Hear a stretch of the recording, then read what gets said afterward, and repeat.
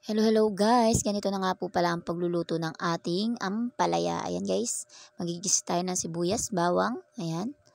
Tapos kamatis, lalagay rin natin. Halu-haluin hanggang maging golden brown. At ito na nga guys, pag okay na yung ating mga sibuyas, bawang, ilagay na natin yung ating ampalaya. Kailangan natin siyang saidin guys at sayang. At ayan, okay na. Pwede na natin siyang halu-haluin. Ayan, huwag po masyadong halo-halo guys. Kunting halo para hindi masyadong mapait ang ating ampalaya. At pag nakita nyo na nga pong okay na yung ating ampalaya, pwede na natin i-next ang ating egg. Ayan guys, ganyan lang. At ganun pa nga rin po pala ang paghahalo, wag po masyadong kahalo at para hindi talaga pumait ang ating ampalaya.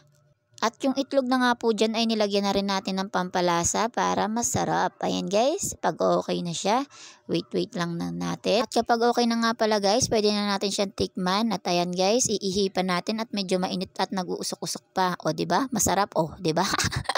Napaso pa. At ito na nga, ready to eat na. Thank you for watching.